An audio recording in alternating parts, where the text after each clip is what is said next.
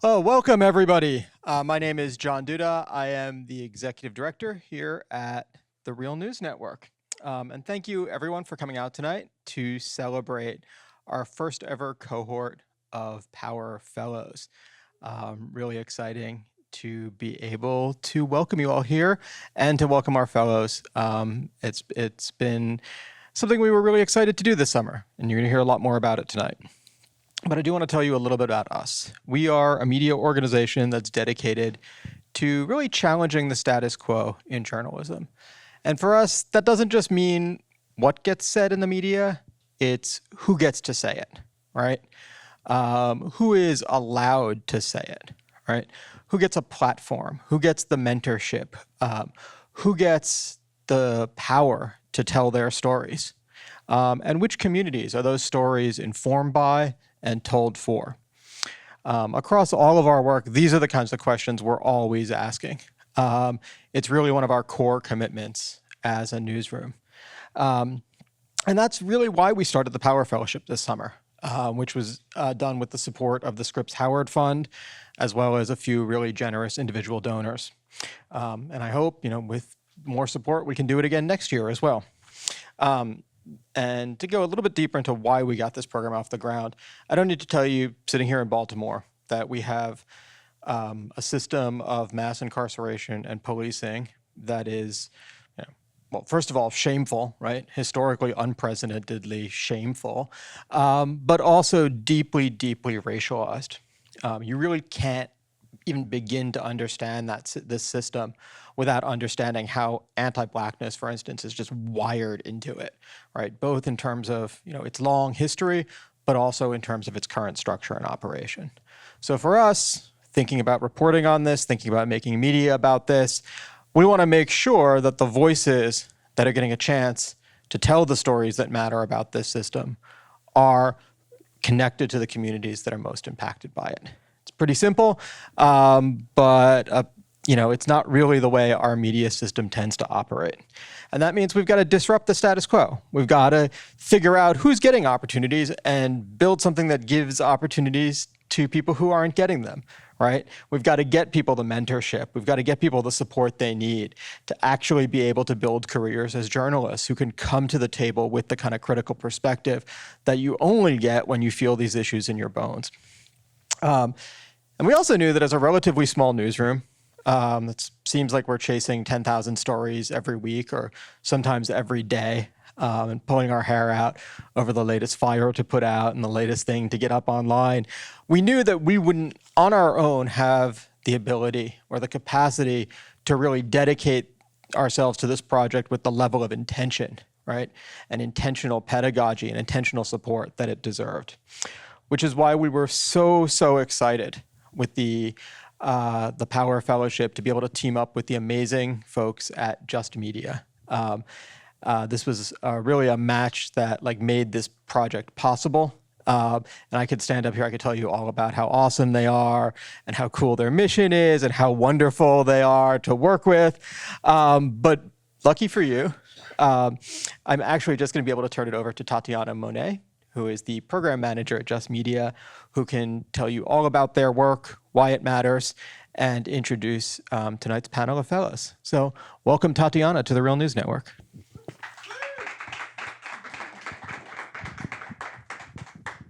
Like John said, my name is Tatyana Monnay. I'm a program manager for Just Media. Just Media, we are a national nonprofit where our mission is really to tell a news story around prisons, policing, criminal justice reform. How we do that is we do that through our fellowship programs. We support writers. We connect with organizers throughout the country to hear more about their stories, hear more about the things that they're working on from the ground up. One big thing at Just Media that is really important that we try to instill in our writers is that their identities, their perspectives are an aid to their reporting rather than telling them to push it down in the name of objectivity. So, woo! Tonight we are going to be hearing from some of our great P.O.W.E.R fellows, Tinashe and Ahmari, and we'll be hearing about their reporting projects this summer and some of the great stories that they were able to tell this summer in Baltimore. And yeah, thank you so much to the Real News Network for being a great publishing partner. We're so happy that we were able to do this and align our two missions so seamlessly. And thank you to our amazing host, Max Alvarez, for moderating this discussion. It's going to be great. So thank you all for being here. And with that, yeah, we can welcome up our amazing panel. All right. Thank you so much, Tatyana. Let's give it up for Tatyana, everyone. And thank you to John, our executive director here at the Real News Network. Let's give it up for John. Woo! Thank you to our incredible Real News crew who are recording this and will be editing it. Let's give it up for the crew. And let's give a big round of applause for our two amazing fellows, Tinashe and Ahmari. Woo! So before we get going, I was wondering if I could ask y'all to just pick up the mics real quick and introduce yourselves to the good audience. Tell us a bit just about yourself up front, and then we'll get into discussing more about how you got into journalism, what the fellowship was like, the stories, the incredible stories you both put together. But yeah, first let's start off by introducing yourselves to everybody.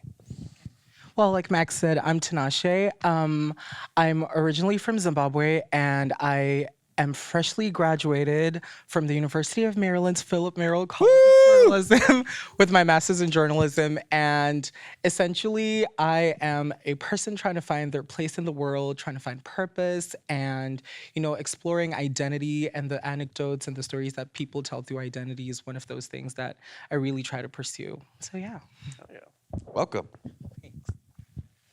Hi, everyone. I'm Ahmari. I am originally from Pittsburgh, but I've been living in D.C.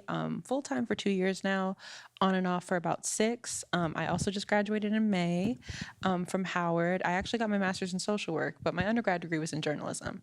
And I guess I am a writer first. Sometimes I struggle with the term journalist for reasons I guess we'll talk about. But I'm a writer. Now I work as a school social worker, a macro school social worker. So that's all community organizing, advocacy, some of those larger systemic things. And I like to read. I don't know. I like reading and tea. That's me. Oh, yeah. Well, Ahmari, Tinashe, it is so exciting to get a chance to sit down with you both and have this conversation to get to know more about you both. As I said, your paths into journalism. I imagine a lot of folks who are out there watching this now or in the future, there are going to be a lot of folks who are thinking about getting into journalism. Maybe they're just getting started and they're looking for answers, right? So we're going to put ourselves back in their shoes and say, okay, based on what you've learned putting together these incredible pieces for this fellowship, what can we teach, what can we offer people in that position? And let's talk more about the stories themselves. But yeah, first and foremost, I just wanted to also once again thank and welcome everyone for coming here to the Real News Network. My name is Maximilian Alvarez. I'm the editor-in-chief here, and it is so wonderful to welcome you all here and to, have this discussion for everyone who's watching it in the future as well.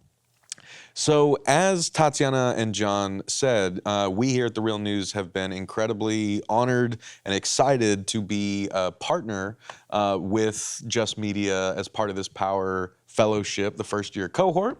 And so thank you both for being the kind of first cohort, and apologies if we were figuring some stuff out in the process, but it's been so cool to watch, like how this project has developed from the first time we all met over Zoom, to hearing about the progress y'all were making, to now seeing some of this great work published at the Real News Network, which everyone should go read, and you can find them on our website, share them with everyone you know.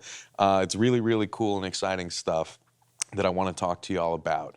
But as I said, before we get there, I want to get to know a little more about you both. And you mentioned some details in those bios, and I'm like, ooh, I want to hear more about that. Right? And I bet people listening want to hear more about that. So I was wondering if we could just start by kind of building on the points that John and Tatyana mentioned about how like the kind of work that we do means that we need as many different kinds of people doing it as possible, right? And covering as many different stories and experiences as possible. And I guess what that means is that, if you're watching this and you think journalist is someone else, but not me, a journalist can be anybody, right? And so I wanted to ask how you all became journalists, or what was your path into this world of journalism, and where does journalism fit in the rest of the pursuits that you do? So Tinashe, let's start with you. So, like many journalists, my path into the field was quite unconventional. So, I went to college in Missouri as an opera major. And I have immigrant parents who that wouldn't have flown with them. And so I switched to comms. And the summer before my senior year, I needed to get an internship.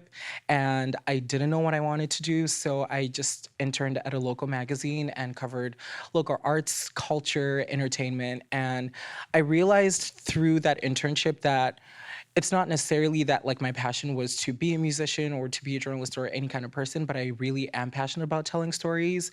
And I realized that the written form is something that comes so natural to me. It's like second nature, and it just feels more spiritual to me.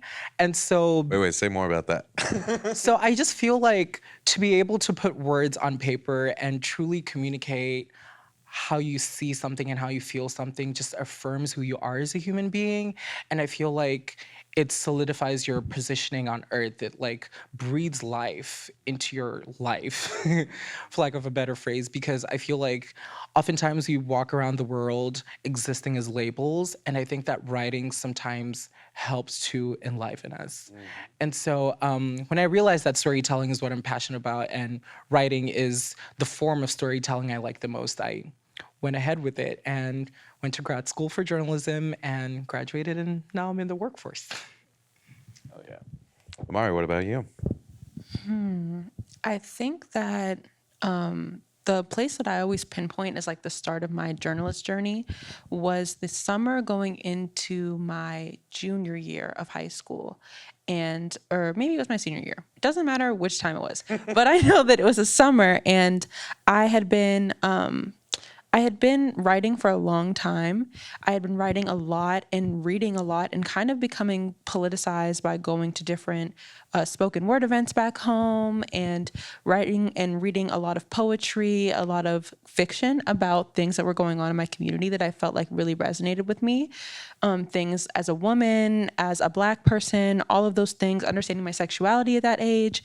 And so my mom had been talking to me a lot about how she was kind of tired of me rambling to her for hours and hours on end about the criminal justice system and this and that. Wait, so you guys were like literally that meme of like the mom on the couch?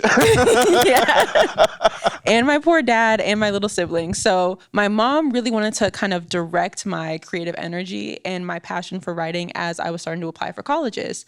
And so she was like, you should look for something a little bit more lucrative than being an English major. And I didn't know much about journalism at the time, but my mom knew someone who knew someone else who was kind of spreading the word about this camp that was going on in Pittsburgh. And it was put on by the Pittsburgh Black Media Federation, which is our local chapter of the NABJ, or the National Association of Black Journalists. So I joined that camp. It was was a week-long intensive camp at Point Park University.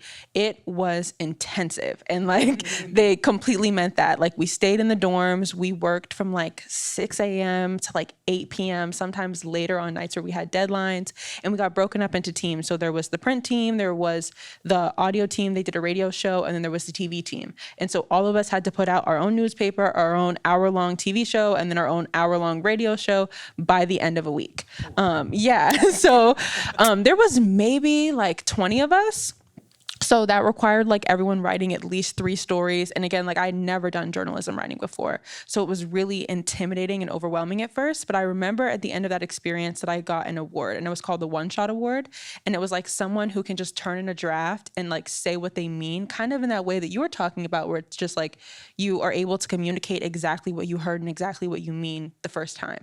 And that really made me feel like this could be a good path for me. So after that, when I was applying to colleges, I did a lot of HBCUs, and I only looked for places that had communication schools. I ended up at Howard School, the Kathy Hughes School of Communications. That was an amazing experience, and I wrote for the Hilltop there. I got to be an editor for the Hilltop there, and the rest is kind of history. I've been hopping around to different fellowships and freelancing ever since then. Hell yeah. So I'm trying not to go full podcast mode because there's so many questions that I want to ask you both after that. If I can give myself just one before we talk about the fellowship, and I promise we will. Don't worry, Tatyana, I'm getting there. But like, before we get there, I just wanted to sort of ask, what did the world of journalism look like to you? And because I'm trying to think about when I was your age, God, I sound like an old fart. I mean, but like when I was coming out of high school, going into college, like what did journalism mean to me? What did I associate with that word? Because it meant a manner of things. We grew up conservative, so we had Fox News on. It's not journalism, but I associated it with journalism, right? I associated the format on television, and the anchors behind the desk and the names on the newspapers. It was still largely a pre-digital conception of what journalism means and who a journalist is. A lot has changed since then. That was like, what, 2005? So like, yeah, the internet existed, but like I didn't get my news there. Now everyone gets their news there, right? So like, I'm just curious, as you're kind of finding your own ways into journalism, like what did the world of journalism look like to you from the outside before you got in? And where did you feel you could fit in, or where you felt there were gaps that needed to be filled?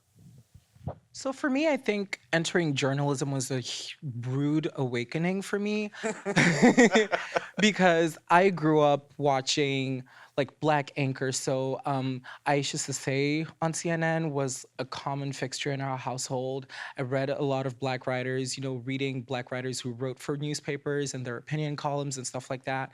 And so entering the field, I didn't realize how much it's white and how very, for lack of a better term, white boys clubby it is. And so that rude awakening just, I guess, motivated me to even stand stronger in what I believe in and in my positioning as a Black woman journalist, because I realized that it's so important for other people to be able to consume the kind of media I did, because my view of journalism was very monolithic in what today people would call, I guess, a diverse way. And so, yeah. I think for me, growing up, like I was always really attached to Time magazine and Reader's Digest for some reason. I used to spend hours and hours and hours like stacking up the Reader's Digest and going back years and reading them. But then when I went to that journalism camp, they started us with like hours of lecture about the history of Black journalism and like what it's done for this country and things like that. And so being from Pittsburgh, and you have like the Pittsburgh Courier and the Double V campaign, the introduction that I got to journalism was what people of color can do when we have the opportunity to tell our stories about what's going on in our community. So that was kind of the perspective that I had. And then going to Howard's Communication School, it was the same thing, like learning about people like Ida B. Wells and getting to understand about like the massive network of Black newspapers and magazines, like having people from from Jet and Ebony and Essence come talk to us every single week. It just seemed normal to me. And then I started trying to get an internship. And I realized, like, as we toured newsrooms and got internships, that that's not what the world looked like anymore. And I think also, like, in our age group, we were kind of at that time where a lot of places, like Black magazines and newspapers, were losing funding, closing their doors. So then, like, places that I had dreamed about all through high school wanting to work at, I found out, like, don't exist anymore, or they've been consolidated into, like, the local city paper. So, you know, there's still some people there, but it's not really what it once was. And so that was something that kind of, I guess, discouraged me a little bit, but being able to still be close to those networks of Black writers or networks of, like, women's writers, it really taught me, like, the importance of still being able to commune with like-minded people, and, like, what we can do when we pool our resources to make publications that have that ideology grounded. Even if it doesn't look like an entirely Black newspaper anymore, I don't think that that's not as common, but the ideology is still something that exists in a lot of publications that have been popping up, or places like Just Media that, like, don't have a physical space, but, like, have a network of writers around all working towards the same thing. So I think that that was kind of, like, something that I've learned over time.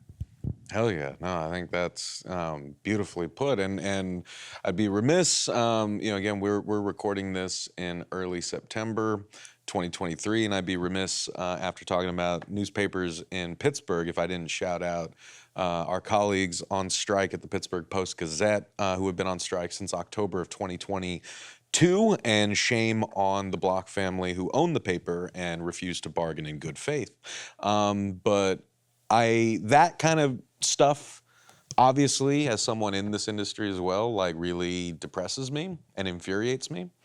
But also hearing your stories, like, gives me hope, right? And I feel the same way about journalism as I felt when I was in academia, even though I'm not there anymore. And I know academia and higher education gets a lot of crap. People are always saying, like, oh, what are they indoctrinating our kids with? Or West Virginia University is having its staff gutted right now. Higher education is always under attack. But I would say then, as I would say now about journalism, is, like, this place is too important to leave to these people, right? This is an institution worth fighting for, even if we've got to crawl our asses in through the basement window, like we're here now, right? And we've got to fight on our hands. And I want to kind of talk about that in the context of the fellowship, right? Because with all that in y'all's background, and I imagine folks, again, watching or listening to this, they'll be coming from similar or very different situations, but the point is that you can be part of this world too, right? In fellowships like the P.O.W.E.R Fellowship, outlets like, organizations like Just Media will help you, and the stories that you want to tell do deserve to be told and shared. And we at outlets like The Real News want to share them, right? So it's an important ecosystem to maintain. So let's talk about the fellowship itself. Let's talk about what it is, and just sort of, like, lift the hood for people watching. Like, what was it like to apply for the fellowship, get admitted, meet your fellows, and what have y'all been working on these past few months? Like, how did you go through the process of developing, like, targeting the stories that you wanted to focus on, developing the stories, researching them, interviewing people, changing the story? Just talk us through the process, because there's so much about it that I'm sure can be helpful, if not interesting, for people out there watching. So my foray into this fellowship started off with Tatyana, who was my former program mate, telling me to apply for it. And this happened towards the end of the spring semester. I was not really applying for jobs, and so I thought, let me do this for the summer. And one of the main reasons why I ended up applying, and thankfully I got in later on, was because I feel like legacy media has been the narrative of the American experience, and I've seen firsthand how detrimental it can be to communities that are marginalized. And so, given that, I thought it was really important for me to lend my voice to publications that want to forward putting the voices of the voiceless towards the front. And so that inspired me to apply for the fellowship, and that also inspired a lot of the work that I did. And so the reporting I did had to do with education and how the declining literacy amongst Black kids could affect activism in the future. And it's an issue I'm desperately passionate about, because I think a lot about how, anecdotally we talk about we don't read as much anymore, but we also don't talk about how detrimental that is for the way we think. And I think that for people's ability to think and to have this conscience, for that to be attacked is super dangerous, because you won't be able to stand up to oppressive systems. And more than ever, we are seeing the cards that we're being dealt as a society getting worser and worser. And if we do not have the power of knowledge to back us, then what will we become as a community? And I know anecdotally people joke about, we're getting into this dystopian time and it's going to be Armageddon, but it quite literally could also become Armageddon. It's like, well, JK, unless it's feeling like less of a joke. Exactly. And so I just thought it was super important for me to lend my talents and my voice to this mission that the Real News Network and Just Media had, because it's so important to tell these kinds of stories. And there's even like the great sort of way you articulated what writing does for you is like a vehicle to articulate yourself, right? To put the soup in your head into physical form and play with that form and learn more about who you are as you're writing. I identify with that a lot. That's how I've related to writing for my entire life. But it's like the reverse is also true, like you said. So if you don't have the reading, if you don't have that engagement with that world, you also lose that articulateness, of your own self. You don't have that same sort of ability to think through or work out the things that you can work out in reading and writing. So we lose a bit of ourselves by not engaging in that world as well. I thought that was really beautifully put. And I think that's also important, because I remember one of the interviews I did for my stories was with a teacher who teaches in Baltimore, and they were talking about how curricula does not address, change makers in the Black community, specifically the Baltimore Black community. And they were talking about how it's so detrimental, because these kids grow up and they don't know that there were people before them who could enact the kind of change that these kids now want as adults. And so I feel like to be able to pull from that history and put it in the forefront just gives communities hope and a sense of like, you can do this because this is within your lineage. Right, and then as you rightly mentioned in your piece, because it's like the frame of everything, we are living through a moment where curricula are actively being erased, right? And so it's like those figures in the past are disappearing if there's no one there to remember them, right? God, again, I can keep talking to y'all for hours, but what about you? Like, talk us through the process of applying to the fellowship, getting it, developing the story. Yeah. Anything else you want to highlight? So I was able actually to do a fellowship with Just Media in 2020. So I was one of the Uprising Fellows then. And when I did Uprising Fellowship, that was when everything, that was the summer that everything happened. And we were virtual, and my story ended up being then about Pittsburgh and the horrible conditions in Allegheny County Jail and lots of human rights violations that were going on, particularly with anyone who was incarcerated who had mental health issues, any type of developmental disability, anything like that. And so once I did that story, I had kind of stayed up on what Just Media was doing, and I was always like following the page, reading other fellow stuff as more programs came on.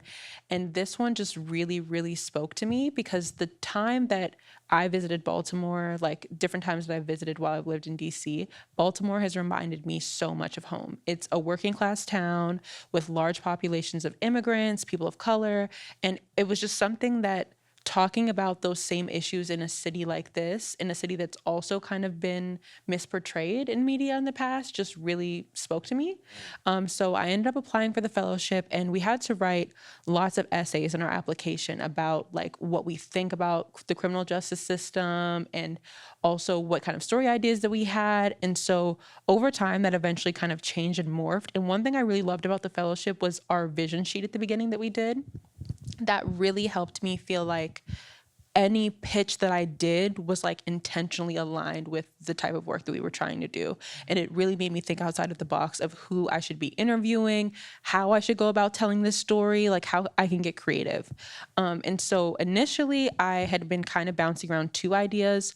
I was really passionate about doing something historical about Baltimore because, again, I wanted to learn more about this city and why it resonated so deeply with me. But then also I had the idea for this story of like a kind of meta piece about storytelling. And that ended up being the one that came to fruition. And it's funny because I don't know why I didn't expect a piece about storytelling in Baltimore to not have Baltimore history in it. But the more interviews that I did, the more that I just naturally learned about the city, the culture, the people, everything. And so I really liked being able to go through that process and go back and like we did profiles on each other. I thought that was really fun because it also like, it was kind of like this conversation. Like me and Tinashe got to sit and talk about how we got to this work, why we like doing it, like what are our thoughts at the time of how the fellowship was going. And then we had our Q&As, and that was also kind of like this conversation where we get to sit and just talk to someone for like an hour and a half about like what they think about this topic and their experiences in Baltimore. And then we got to the final piece, and that piece kind of, I think the biggest thing that I took away from the fellowship in producing that was like being able to have someone like Tatyana and Raja like be very hands-on with us about editing and really like pushing us so hard when it came to interviewing, when it came to like thinking about why we're saying the things that we're saying or how we can say them better to get people to understand. And also really weaving in the evidence of the things that you're talking about when we talk about like curriculums being attacked or when we talk about why these concepts are so important, really being able to go back and like have your editor say, okay, like what is the evidence, like what has happened that we know of, and like how can we show that to people who don't know? So I really loved being able to have a fellowship that valued those things and like knew how to integrate it so that anyone who touches our pieces can learn something new about like what's gone wrong in the past, and then the people who are working to change it or fix it in the future. Well, let's tug on that thread a little bit more, because I want to also really lift up and celebrate the great tutoring work and mentoring work that the folks at Just Media do, and talk about like what you were just talking about like how that helped you develop as a journalist, right? So yeah, Tinashe, I wanted to also bring you in here if you had any thoughts on that as well. Like, what was it like for both of you to work with the great folks at Just Media, Raja, Tatyana, the whole crew there, and for again folks out there watching who are maybe trying to cut their teeth as freelancers, they know they want to write but they don't know a lot about the process. Like, what does a fellowship like this help you develop as an emerging journalist? Or like what sorts of questions that maybe you were always afraid to ask does it help you answer? So for me, my biggest lesson was the importance of knowing that you have an audience that you're writing for. Because I think for me personally, you know, when you're writing, you're in solitude. When you're researching in solitude. You interview these people alone. And so when you finally put pen to paper, you forget that there's other people reading. And so the way I would write in a way that I would love to read. And then, you know, I would turn in 2,000-word drafts. And Relatable. would have to sit on a Zoom call with Tatyana and Raja and try to make a case for them to not cut parts that I thought were super, super important. But then also, I thought it was such a beautiful lesson because I had to think about, you know, where we are as a society with the way we read. And, you know, we read online. And so you want to grab people by the first swipe that they do on their phone. And so I can't afford to, you know, write like I'm writing a 10,000-page novel. And so additionally, I also think that thinking about audience and the way I was edited, it helped me think about the kinds of context I give in stories and what needs to be given more context than other things, because I think that as someone who would have researched on the topic, it's really easy to assume that your audience would know this, and also making assumptions about the kind of people who read those stories. It's very easy to forget that not only are you telling a story, but you're also teaching someone something new. And so it's important to give them as much of a wholesome picture as you can. Tinashe said everything perfectly. I have nothing to add. I want to double the part about the 2,000-word drafts. I was a little bit worse than that, but I think that I learned the same lesson. Tatyana broke our hearts. Well, it's tough for me because I am both the you and the Tatyana in this situation, because as an editor, I now, am doing the, how do I say, not the hacking, lovingly cut down editing side of things. But as a writer, every time, even now, when I submit a draft, I just sent a 15,000 word off to a magazine that asked me for a 5,000 word draft. And I'm like, don't you dare kill my babies. Like, keep all of them in there. Like, every word is important. So I deeply sympathize and also sympathize with Tatyana. But let's talk a little bit about, because we got a few more minutes here, but I want to make sure that we put a spotlight on the pieces that we just published of yours, right? Because again, there are going to be more. We're going to link to all of them that are up by the time that this interview is posted. So anyone watching or listening should go to the Real News Network website. Through the links there, you can read these great reports that Tinashe and Ahmari have been putting out with the help of everyone at Just Media. But just this week, we published, the kind of first two in this series. They were both incredible. They involved a lot of Q&A with like really fascinating people. So Tinashe published, there's an attack on Black literacy, why education and activism go together. An interview with Justin Hansford, who is a movement lawyer and executive director of the Thurgood Marshall Civil Rights Center at Howard University's School of Law. It was a really fascinating interview. And as Ahmari said, today we published the piece titled "Keeping the Griot Tradition Alive in Baltimore." Janice Curtis Green, former president of the National Association of Black Storytellers, is the subject of this piece. And I mean, both of these were such interesting people, and the conversations that y'all had with them were so interesting. So tell us about those. I want folks to hear from your mouths, like how these pieces develop, what they're about, and why you're proud of them. Hopefully you're proud of them. You should be. We're proud to publish them. So just like Ahmari, I'm an avid reader, and I grew up reading ever since I was a kid. And so, that thirst for knowledge is something I'm super passionate about. And lately I was reading, I've been reading a lot about the Black Panthers and trying to understand how they came to be, why they came to be, and how they function, and how the Black Panthers sort of, I don't want to say fell apart, but how they were attacked into oblivion. And so with that, one of the things that stood out the most to me was their liberation schools, because, when people talk about the Black Panthers, they talk about their militancy and they talk about the school, the food programs, but they rarely talk about the fact that, they had 4-year-old kids writing letters to jailed Panthers. People rarely talk about, kids were reading about Kwame Nkrumah, Marcus Garvey, all these people who were literal icons in the Black liberation movement globally. And so when it came to thinking about the kind of story I wanted to do, I really wanted to hone in on that tradition of how Black liberation movements have used education as a weapon and as a tool. And naturally so, I wanted to talk to an activist who kind of exists in that space. And so after some Googling, Justin Hansford came up. Justin Hansford, like you already said, is the executive director at the Thurgood Marshall Civil Rights Center at the Howard School of Law. And additionally, his come up started as, one of the lawyers who offered support to Mike Brown's family in 2014, and he was part of a team that presented a report to the United Nations talking about the atrocities of police brutality that happened in America. And his work has since evolved to address reparations, and he's part of a permanent forum at the United Nations that is trying to look at what mechanisms can be put in place to provide reparations for Black people in America, but also to provide some kind of justice to Black people around the world, in Africa, in the Caribbean, and on all other continents.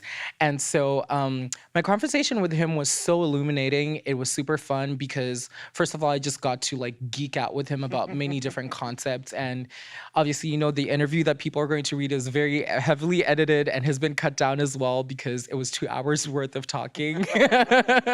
And unlike the first story that I turned in that was 2,000 words, this one was a good 13 pages.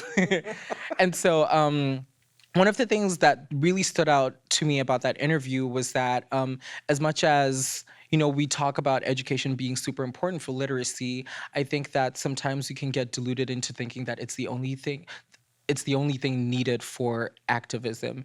And one of the things that Justin said was that even when we were illiterate, we still fought the powers. And I thought that was just so powerful to say that, activism is much more complicated than it seems on the outside. And as much as the education is an important tool, we still have the power regardless.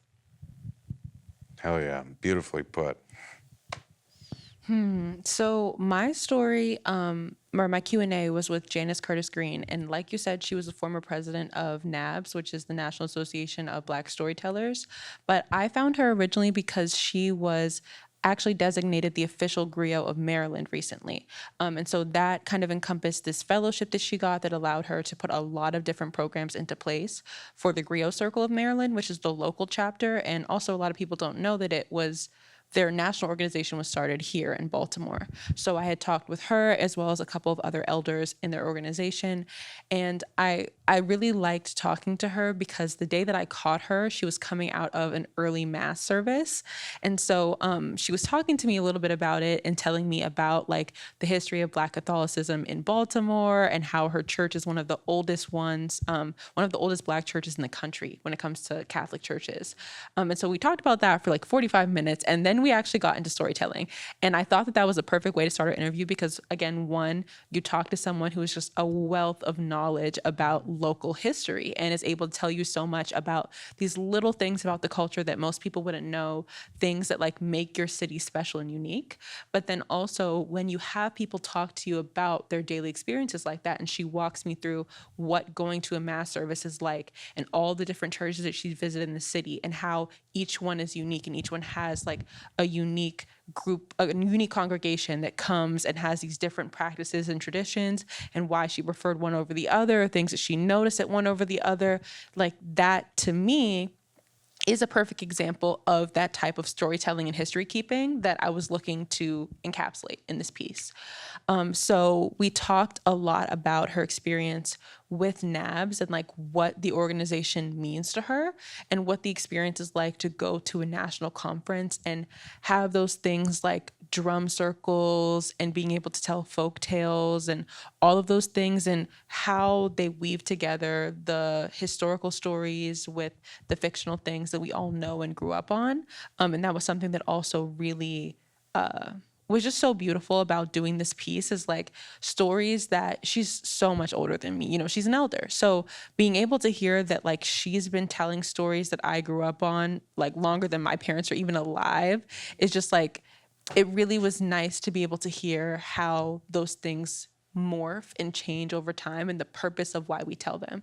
And so initially I had asked her a lot about what type of work that she did in, carceral spaces.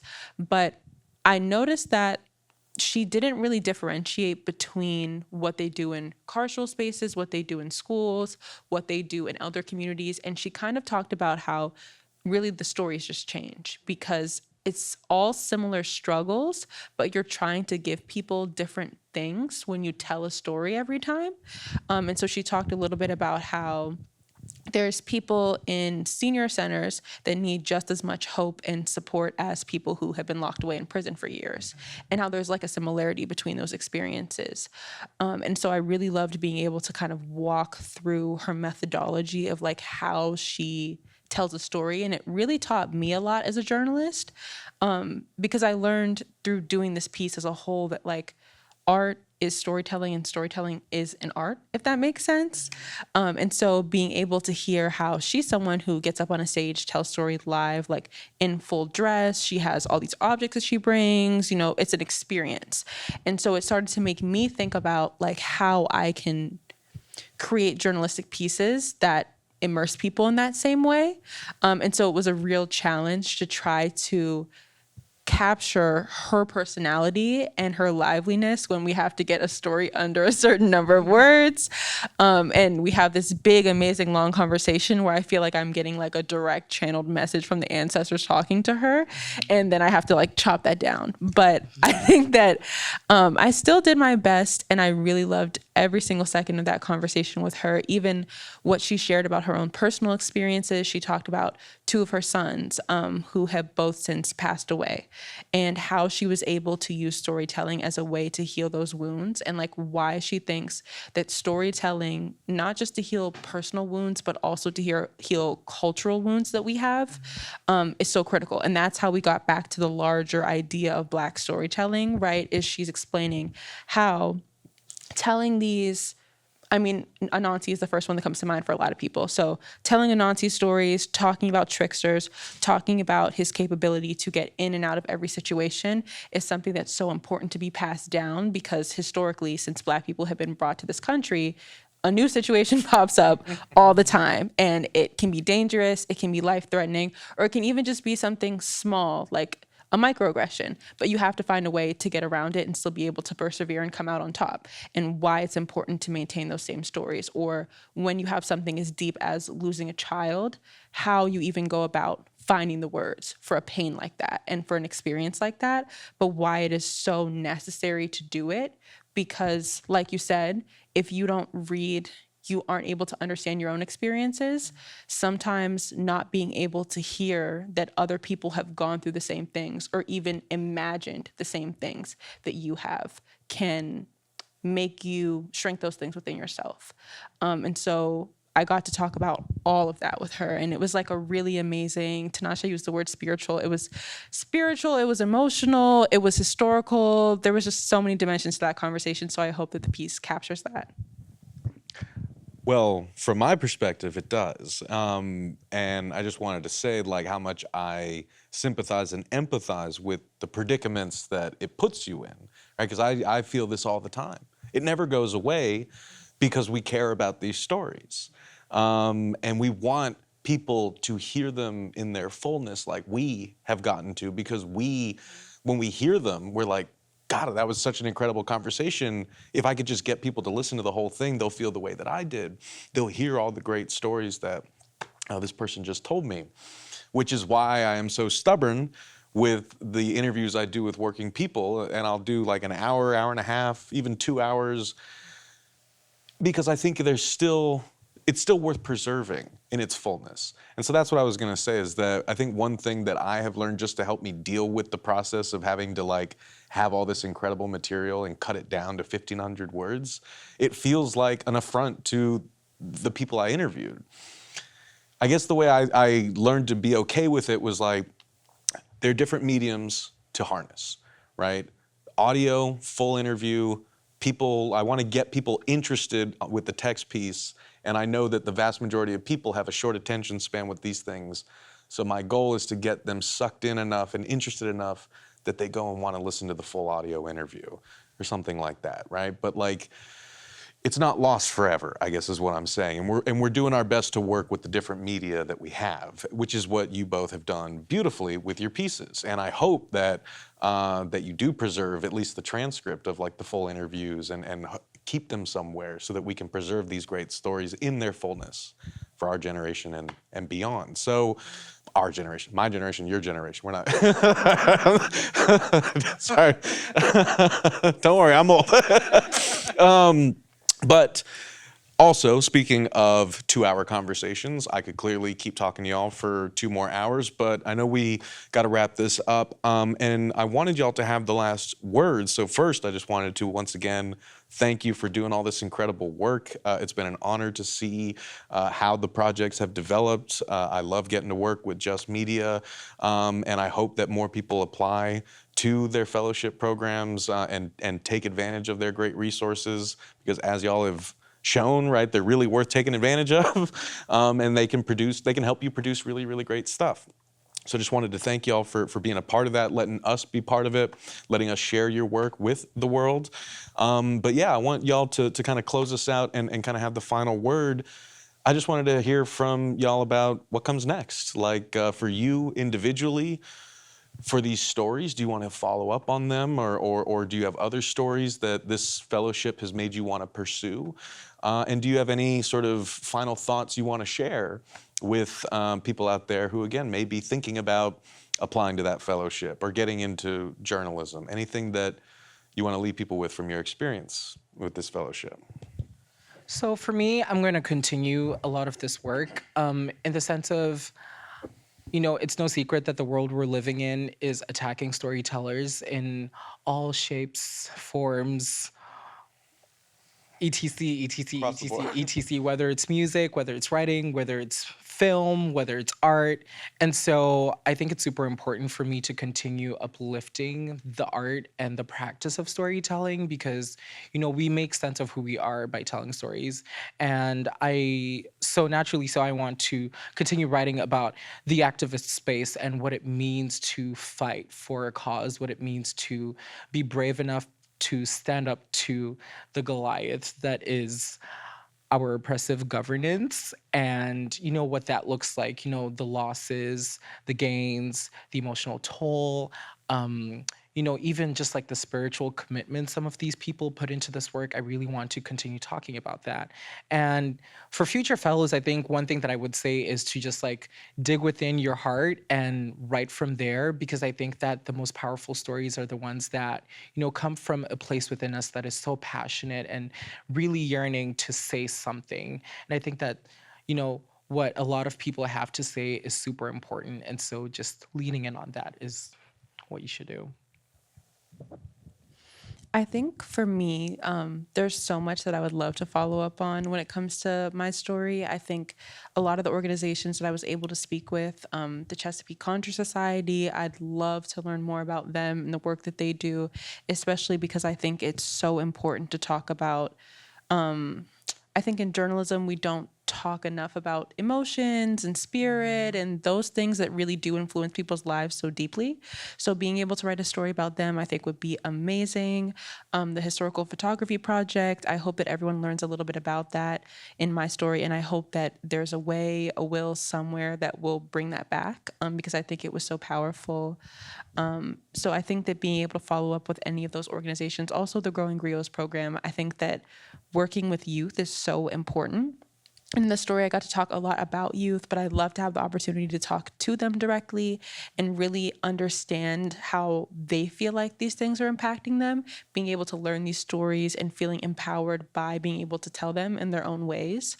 And then I think kind of in that same vein, my daytime job is being a school social worker. And so after talking to Janice Curtis Green and just hearing her tell about those experiences of like sitting around a group of kids and telling a story, I was actually able to start an initiative at my school where we do read-alouds of folktales, of African-American folktales. And we've only been doing it for a week or so, but we've gotten a really good response from our kids. And I've been able to learn so much about what they do and don't know about their history just through doing that.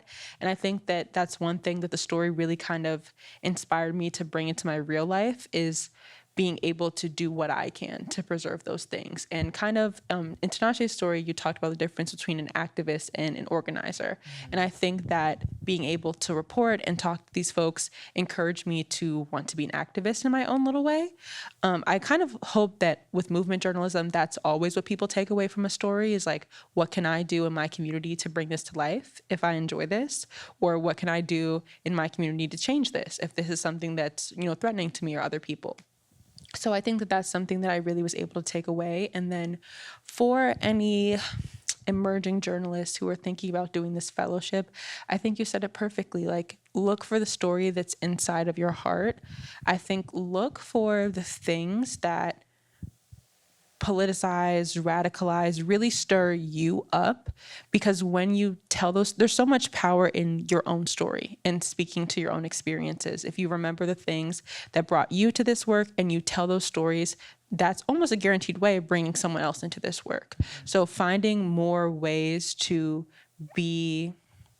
depict what you've experienced and kind of draw the path that led you to where you are is another way to keep making the circle of movement journalists bigger. Well, and one quick tiny follow-up, just because we were talking about this right before we got started, and I only ask it because it really brings us full circle back to the point of fellowships like these and the importance of voices like yours, is that, Ahmari, you were even talking about how difficult it was to get young people on the record and what you learned from that experience. I was wondering if we could just kind of close on what you wanted to share about that. I think that when it comes to like you said, fellowships like this, we spend a lot of time in journalism, especially in mainstream journalism, talking about marginalized communities, whether that's working people, whether that's people of color, whether that's immigrants, whether that's young people. And in mainstream media, we don't often get the opportunity to interview those folks. And so I know with young people, especially with doing movement journalism, we talk a lot about what the future of this country or this society looks like. And then we have no record of the people who are making that come to fruition, right? We have a record of all the adults who are telling them what to do, who are creating these programs for them, who are getting thousands upon thousands of dollars in funding to do things for kids. And we have no idea how they actually feel about it, or how they actually feel about the world they're growing up in, and what they do want to keep and what they don't. And so I think that that's something that I really want to work on more as I'm moving forward as a journalist. I think that there's so many great journalists who are doing that work when it comes to doing bilingual journalism and trying to find different ways of presenting stories so that people with different abilities can read them and share them and contribute to them. And there's so many, kind of crowdsourced, audience-focused journalistic projects happening now. And I think that those things have to be more targeted when it comes to specific communities that we're trying to empower. And for me, that will always be young people, because I think about the future of this world so much. And when we talk about the idea that we're approaching this Armageddon and things are becoming pointless and hopeless, these kids are coming into the world and that's all that they hear. And I want to know how they feel about that. And I want to know if they believe that. And I want to know if they don't, what they're going to do to change those things. Let's give it up for Ahmari and Tinashe. Woo!